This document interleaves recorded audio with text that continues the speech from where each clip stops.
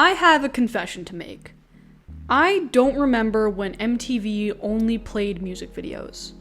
I was born in 1998. I am too young to remember the meteoric rise of some of the most iconic artists through their debut music videos.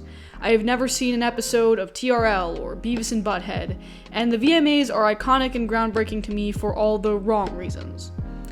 But regardless of MTV's origins that most of our parents will chastise us for not knowing a whole lot about, MTV was still a very persistent force in my life growing up, just in a different way. I mean, Jersey Shore, The Real World, Silent Library, True Life, Parental Control, 16 and Pregnant and Teen Mom, and even Catfish later on, these shows were a dominant force in the culture for a good portion of the 2000s and 2010s. Not only was everyone watching them, but everyone was talking about them too, for better or worse.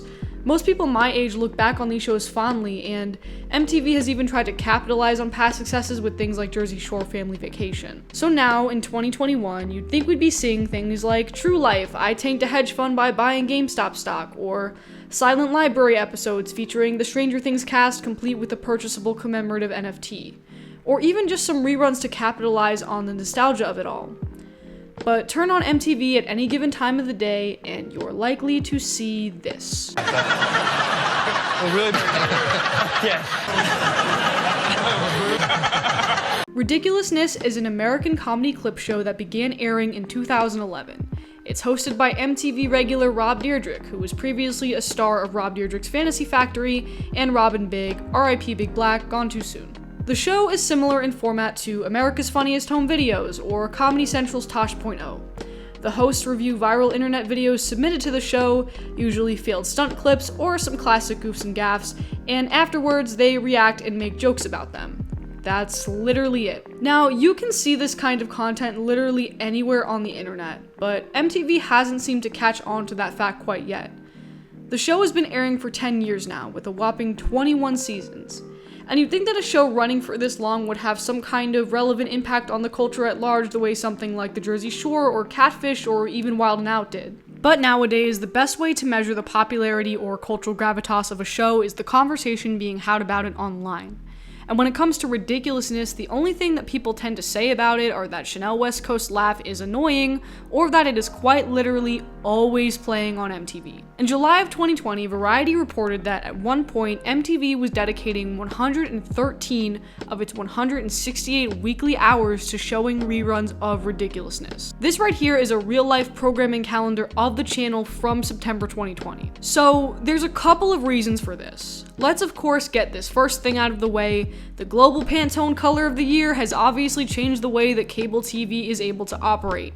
In an interview with The Ringer, which, by the way, this article is really well done and I'll link to it in the description down below if you're interested in hearing more, Tanya Giles, the general manager and content strategy programming for Viacom CBS's Entertainment and Youth Division, said that the show had a comfort food appeal across multiple generations, and that since MTV began running the show in giant chunks, it's seen repeat viewers jump from twice a week to 6 times a week, and that the network has increased our time spent viewing by 21% with our stacks of ridiculousness.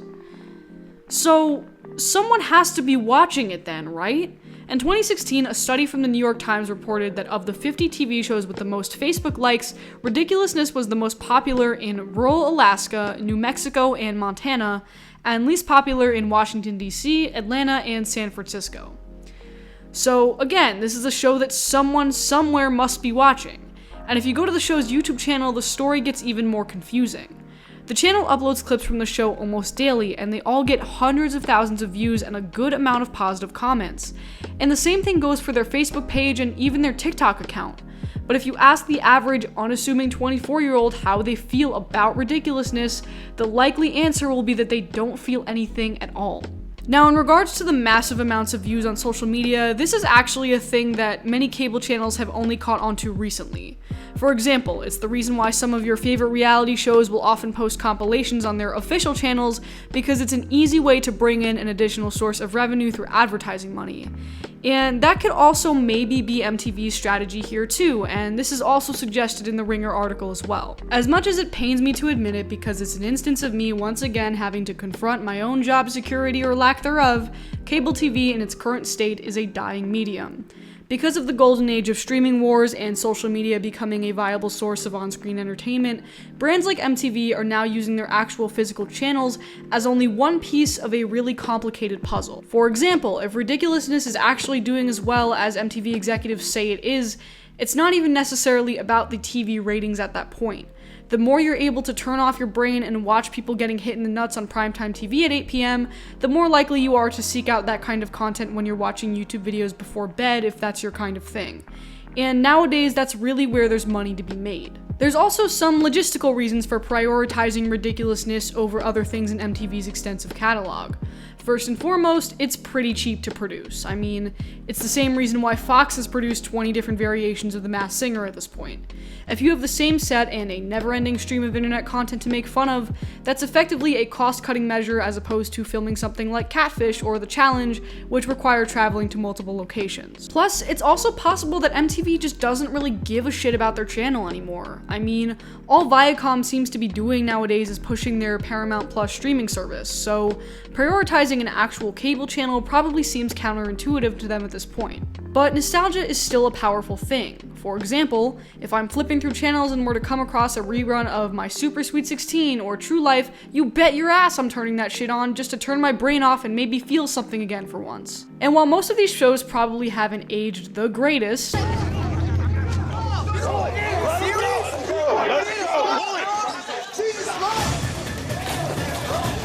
there's still merit to be had in the memories that people still associate with them.